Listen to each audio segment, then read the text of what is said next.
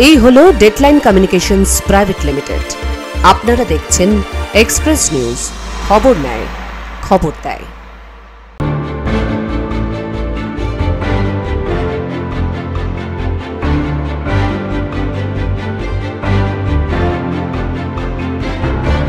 Express round up brought you by health world hospital. নমস্কার, express নিউজে আপনাদের প্রত্যেককে স্বাগত। আমি ফাল্গুনী দিনের বাছাই করা খবর নিয়ে শুরু করছি এক্সপ্রেস রাউন্ড আপ।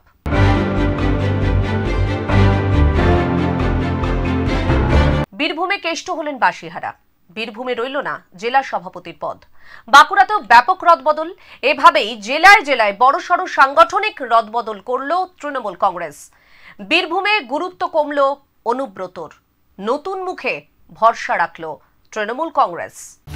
তৃণমূল কংগ্রেসের বাঁকুড়া ও বিষ্ণুপুর সাংগঠনিক জেলায় বড় সড় রদবদল। বাঁকুড়া সাংগঠনিক জেলা সভাপতি পদ থেকে সরানো হলো সাংসদ অরূপ চক্রবর্তীকে। তার জায়গায় দায়িত্ব পেলেন তালডাংরার ব্লক সভাপতি ও জেলা পরিষদের সভাধিপতি অনুসুয়া রায়ের স্বামী তারাশঙ্কর রায়। শুক্রবার বাঁকুড়া জেলা তৃণমূল কার্যালয়ে তারাশঙ্কর রায়কে গলায় মালা পরিয়ে সম্বর্ধনা জানান দলের কর্মী সমর্থক থেকে একাধিক নেতা নেত্রীরা। আমার ছোট ছোট ভাইরা তো আমার স্নেহের ভাইরা সব, তাদের আনন্দ হয়েছে, দাদা একটা দায়িত্ব পেয়েছে, সেই দায়িত্বে দাদা সামলাবে, তাদের একটা আলাদা উচ্ছ্বাস। আমার পরিবার তো সব, আমার তৃণমূল কংগ্রেসের একটা পরিবার, সেই পরিবারে আমার ভাইরা আনন্দিত। দাদা জায়গা পেয়েছে, দাদার দায়িত্ব বেড়েছে, তার সাথে সাথে তাদেরও দায়িত্ব বেড়েছে। এই দলকে কি করে ইয়ে করবে, তাদেরও প্রচুর দায়িত্ব বেড়ে গেল। যারা আজকে উচ্ছ্বাসে উন্মাদনায় মত্ত হয়ে গেছে, তাদের আরো দায়িত্ব বেড়ে গেল। অন্যদিকে পশ্চিম বর্ধমান জেলা সভাপতি পদে কোনো পরিবর্তন করলেন না তৃণমূল কংগ্রেসের সুপ্রিমো মমতা বন্দ্যোপাধ্যায়। আবারও জেলা সভাপতি পদে থাকলেন নরেন্দ্রনাথ চক্রবর্তী। এই নিয়ে তিনি দ্বিতীয়বার জেলা সভাপতি হিসেবে নির্বাচিত হলেন। সেই সঙ্গে ডিস্ট্রিক্ট চেয়ারপারসন হলেন হরে রাম সিং। অপরদিকে বীরভূমে তৃণমূলের জেলা সভাপতি রইলেন না অনুব্রত মণ্ডল। শুধু তাই নয়, ওই জেলায় জেলা সভাপতি পদই আর রাখল না শাসক দল। জেলায় দলের সংগঠন দেখভাল করবে দলনেত্রী মমতা বন্দ্যোপাধ্যায়ের তৈরি করে দেওয়া কোর কমিটি। দলের অভ্যন্তরে এই সিদ্ধান্তকে নতুন অধ্যায়ের সূচনা বলে মনে করছেন জেলার বহু কর্মী সমর্থকরা। তবে তৃণমূলের এহেন সিদ্ধান্ত স্পষ্ট করেছে লক্ষ্য একটাই, 26-এর নির্বাচন। Bureau report, express news. বিভিন্ন থানা এলাকায় নজরদারি বাড়াতে সাংসদ তহবিল থেকে সিসিটিভির জন্য পুলিশকে আর্থিক সাহায্য সাংসদ কীর্তি আজাদের। শনিবার দুর্গাপুরে পুলিশ কমিশনারের ভবনে এই আর্থিক সাহায্য তুলে দেন বর্ধমান দুর্গাপুর লোকসভার সাংসদ কীর্তি আজাদ। বিভিন্ন থানা এলাকায় নজরদারি বাড়াতে সাংসদ তহবিল থেকে সিসিটিভির জন্য 30 লক্ষ টাকা দিলেন বর্ধমান দুর্গাপুরের সাংসদ কীর্তি আজাদ। শনিবার দুর্গাপুরের অরবিন্দ রোডে অবস্থিত এডিপিসি সিপি অফিসে এক সাংবাদিক বৈঠকে পুলিশ কমিশনার সুনীল চৌধুরী বর্ধমান দুর্গাপুর লোকসভা কেন্দ্রের সাংসদকে সঙ্গে নিয়ে পুলিশ কমিশনার বলেন, যে কোনো সভ্য সমাজে প্রথম ও প্রধান অগ্রাধিকার হলো তার নাগরিক নিরাপত্তা নিশ্চিত করা। আর এই ধারাবাহিকতা বজায় রেখে দুর্গাপুরের বিভিন্ন গুরুত্বপূর্ণ জনসমাগম এলাকায় নিরাপত্তা ও নজরদারি বাড়াতে একটি আধুনিক সিসিটিভি ক্যামেরা সিস্টেম স্থাপন করা হচ্ছে। সাংবাদিক সম্মেলনে সাংসদ ও সিপি ছাড়াও ডিসিপি অভিষেক গুপ্তা, এসিপি সুবীর রায়, ওসি সঞ্জীব দে প্রমুখরাও উপস্থিত ছিলেন। আমি যেটা বললাম, ইভেন আমাদের women safety and security, public safety and security, আমরা কোনো ল অ্যান্ড অর্ডার হলে ওখানে আমরা লাইভ ফিড দেখতে পারি। এছাড়া আমাদের যে ট্রাফিক সবসময় আমরা মানুষের ট্রাফিক পরিষেবা দিচ্ছি, সেখানে আমরা এটাকে কাজে লাগাচ্ছি। ক্রাইম প্রিভেনশন তো অনেক হয়েছে, মানে আমরা সিসিটিভি দেখে অনেক ক্রিমিনালকে ধরেছি, মাল রিকভারি করেছি। সেটা ইভেন আপনারা দেখেছেন, আমরা সিসিটিভি লাস্ট যখন প্রেস ব্রিফও করলাম, অনেকবার সিসিটিভি ফুটেজ রিলিজও করেছি। তো ডেফিনেটলি এটা আমাদেরকে খুব ভালো। দুর্গাপুর থেকে রণ ঘোষের রিপোর্ট, এক্সপ্রেস নিউজ। বন দপ্তরের গাছ কাটার প্রতিবাদে এবং জঙ্গল বাঁচাতে পুরুলিয়ার আদিবাসী কুর্মী সমাজের জঙ্গল বাঁচাও কর্মসূচি। পুরুলিয়া জেলার বামুনডিহা গ্রাম, সেখানেই অবস্থিত গরম থানে পুজো দিয়ে জঙ্গল বাঁচাও কর্মসূচি সপ্তাহে শেষ করল আদিবাসী কুর্মী সমাজের বড়াবাজার ব্লক কমিটির নেতৃত্ব এবং কর্মীরা। অনিয়ন্ত্রিতভাবে গাছ কাটা, জঙ্গল নষ্ট করার প্রতিবাদে এবং গাছ বাঁচানোর উদ্দেশ্যে টানা 1 সপ্তাহ ধরে জঙ্গল বাঁচাও কর্মসূচি পালন করেছে এলাকার আদিবাসী কুর্মী সমাজের সদস্যরা। এদিন গড়াম থানে পুজো দেওয়ার পর গাছের গোড়ায় জল দিয়ে প্রতীকী প্রতিবাদ জানানো হয় সরকারের বিরুদ্ধে। আদিবাসী কুর্মী সমাজের নেতৃত্বের দাবি, বন দপ্তরের পক্ষ থেকে ফিলিং এর নাম করে প্রতিনিয়ত কেটে ধ্বংস করা হচ্ছে একাধিক গাছ। এতে প্রকৃতির ভারসাম্য বজায় রক্ষাকারী শাল, সেগুন, বিভিন্ন ধরনের উপকারী গাছ নষ্ট হচ্ছে বলে অভিযোগ। তারই প্রতিবাদে তাদের এই কর্মসূচি বিগত 6 বছর ধরে চলে আসছে।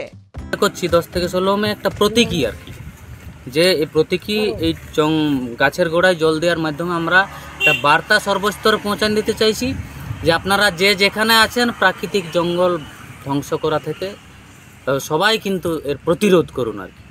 কোনোভাবেই যেমন কেউ জঙ্গল কাটতে পারে নাই, বিশেষ করে কিছু অসাধু ব্যবসায়ী আছে আর কিছু অসাধু আমাদের বন দপ্তরের কর্মী আছে। কুর্মী সমাজের কর্মীদের দাবি, এই জঙ্গল বাঁচাও কর্মসূচি একটি প্রতীকী কর্মসূচি। এর মাধ্যমে সমাজ এবং সরকারকে বার্তা দেওয়া, গাছ বাঁচাও এবং জঙ্গল রক্ষা করো। মানবাজার থেকে বংশীধর সিনহার রিপোর্ট, এক্সপ্রেস নিউজ। গ্রামে গিয়ে বৈঠক করেও কাটল না ভাবদিঘির জট। ক্ষোভের মুখে পড়ে শূন্য হাতেই ফিরতে হলো প্রশাসনিক আধিকারিকদের। ফলে থমকে রইল তারকেশ্বর বিষ্ণুপুর রেল চলাচলের কাজ। হাইকোর্টের রায়ের পর প্রায় 2 মাস অতিক্রান্ত হলেও ভাবাদিঘির জট কাটার কোনো লক্ষণই দেখা যাচ্ছে না। এদিন রেল, মৎস্য দপ্তর থেকে ব্লক প্রশাসনের আধিকারিকরা গোঘাটের ভাবাদিঘি গ্রামে যান। সেখানে গ্রামের মানুষের সঙ্গে প্রকল্প নিয়ে আলোচনা হয়। আলোচনার সময় প্রশাসনিক আধিকারিকদের সামনে ক্ষোভ প্রকাশ করেন গ্রামবাসীরা। যদিও প্রশাসনিক আধিকারিকরা আবারও আলোচনার আহ্বান জানিয়ে এদিন ফিরে যান। একটা এত বড় দিঘি যাকে কেন্দ্র করে গ্রামের এত বড় আর্থ সামাজিক কাজকর্ম চলছে, সেটাকে পুনরুজ্জীবন তথা প্রাণদান, সেটা নিয়ে আমরা পরবর্তী পদক্ষেপ ভাববো। এবার যেমন যেমন সময় প্রশাসনিক নির্দেশ যা থাকবে, ঊর্ধ্বতন কর্তৃপক্ষের যা যা নির্দেশ থাকবে, আমরাও সেই মধ্যে এগিয়ে যাব। ভাবাদিঘির উপর নির্ভর করে এলাকার আর্থসামাজিক পরিস্থিতি পুনরুজ্জীবন করে কিভাবে এলাকায় রেলপথ চলাচলের ব্যবস্থা করা যায় সেই নিয়েই মূলত আলোচনা হয়েছে বলে জানা গেছে। তবে এরপরেও স্পষ্ট কোনো নির্দেশিকা পাওয়া যায়নি গ্রামবাসীদের তরফ থেকে। জট কাটলো কি কাটলো না সেটা লোকাল অ্যাডমিনিস্ট্রেশন, ডিস্ট্রিক্ট প্রশাসন এবং রাজ্য প্রশাসনের উপর পুরোটা নির্ভর করে। আমরা মহামান্য কলকাতা হাইকোর্ট তথা সুপ্রিম কোর্টেও যে জাজমেন্ট এসছে, সেই জাজমেন্ট অনুযায়ী কাজ হলো কি হলো না সেটা আমরা শুধু দেখব, হবে কি না হবে সেটা লোকাল অ্যাডমিনিস্ট্রেশন সেটা ফলো করবে। প্রসঙ্গত, তারকেশ্বর বিষ্ণুপুর রেল প্রকল্প আজও গোঘাটের ভাবাদিঘি জটে আটকে আছে। 2010 সাল থেকে এই এলাকার কাজ বন্ধ রয়েছে। বাকি অনেকটা অংশে রেল লাইন পাতার কাজ শুরু হলেও ভাবাদিঘির বাসিন্দাদের আন্দোলনের জেরে সেখানে বন্ধ কাজ। সম্প্রতি কলকাতা হাইকোর্ট 3 মাসের মধ্যে ভাবাদিঘিতে কাজ শুরু করার নির্দেশ দিয়েছেন। এরপর থেকে বারবার বৈঠক হলেও কাজের কাজ কিছুই হচ্ছে না। Bureau report, express news. Express round আপে এখন নিয়ে নেব একটা ছোট্ট বিজ্ঞাপন বিরতি। বিরতির পর ফিরে আসছি। সঙ্গে থাকুন, দেখতে থাকুন এক্সপ্রেস রাউন্ড আপ।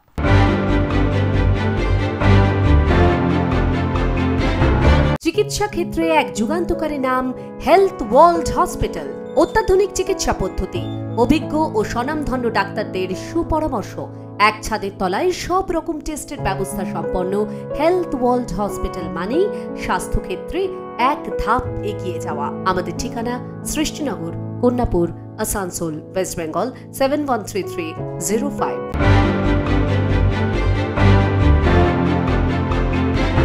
ফিরে এলাম বিজ্ঞাপন বিরতির পর। আপনারা দেখছেন express round up.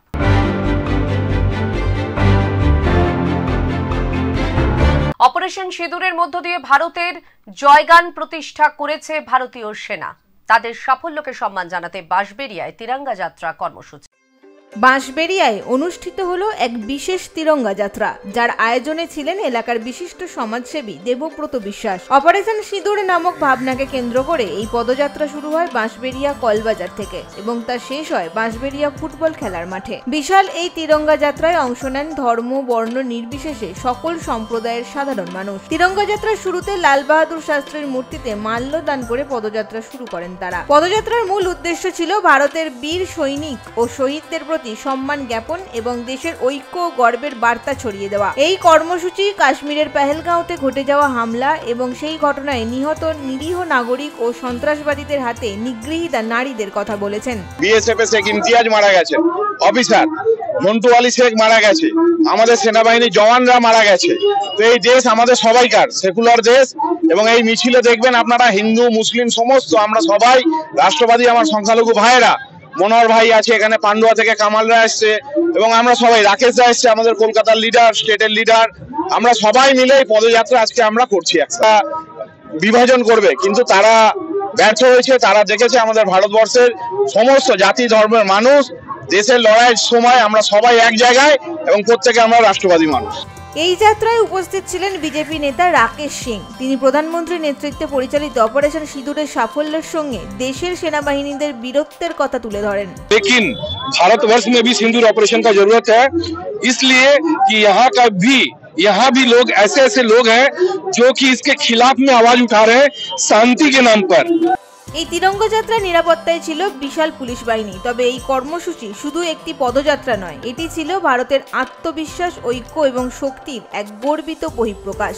Bureau report, express news. রাজনৈতিক আক্রোশের জের গভীর রাতে ধানের গোলায় আগুন, পুড়ে ছাই প্রায় 4 বিঘা জমির ধান। বাঁকুড়া জয়পুর থানার পুদুমপুর গ্রামে রাজনৈতিক প্রতিহিংসার অভিযোগে চাঞ্চল্য।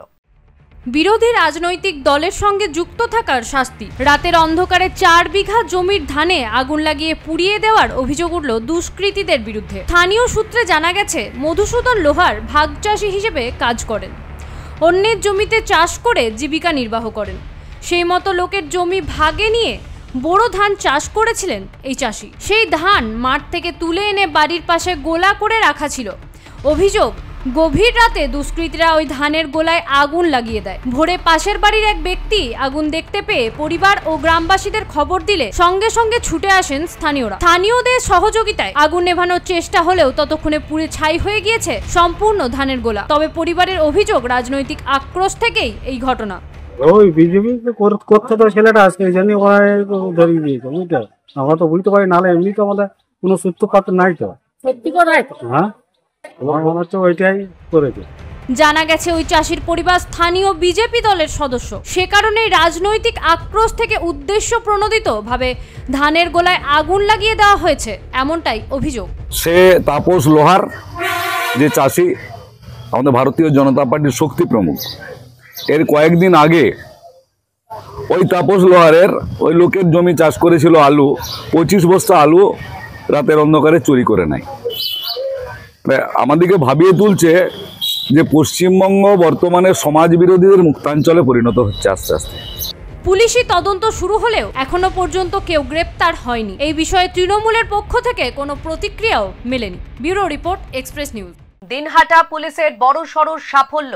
ছদ্মবেশে তল্লাশি চালিয়ে উদ্ধার বেআইনি আগ্নেয়াস্ত্র বিক্রি করতে এসে ভোটাগুড়িতে হাতে নাতে পুলিশের হাতে গ্রেপ্তার এক যুবক।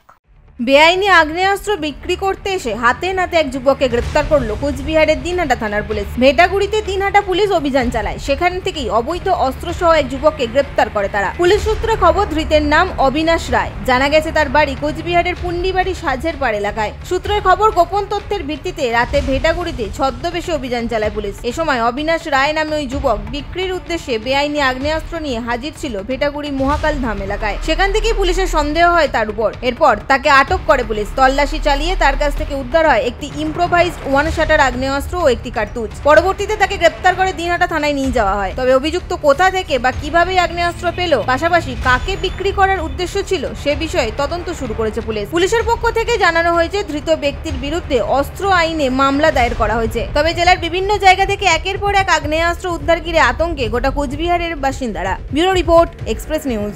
এক্সপ্রেস রাউন্ড আপ এখনকার মতো এ পর্যন্তই। চোখ রাখুন এক্সপ্রেস নিউজে। এক্সপ্রেস নিউজ খবর নেয়, খবর দেয়।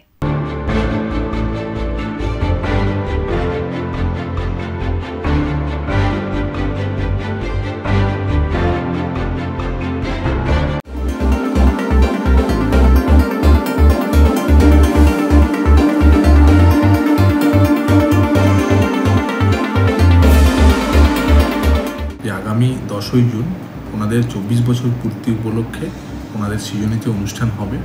তাই আপনাদের পক্ষ থেকে এবং আমি ওনাদেরকে অভিনন্দন জানাই। তাদের এই প্রত্যেক বছর ওনারা এই প্রোগ্রামটা করেন। এই প্রোগ্রাম খুব ভালো হবে এবং পুরো আপনাদের যে পরিবার, যে নিউজ এক্সপ্রেস নিউজের পরিবার, তাদের সবাইকে এই শুভেচ্ছা জানাই তাদের এই 24 বছর পূর্তির জন্য।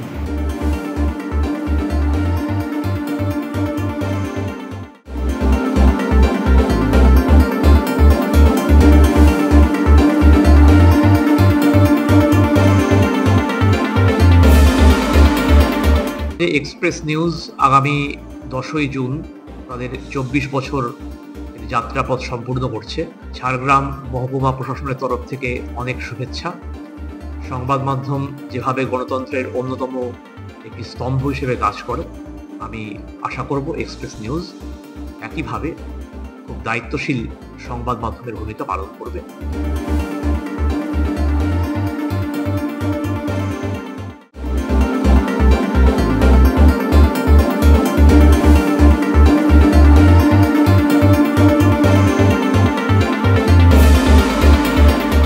এক্সপ্রেস নিউজকে আপনাদের 24 বছর পূরণ হয়েছে, ওটার জন্য আমি আপনাদেরকে অভিনন্দন জানাতে চাচ্ছি। আপনাদের স্টাফ, আপনাদের ভিউয়ার্স সবাইকে আমি কংগ্রাচুলেট করতে চাচ্ছি।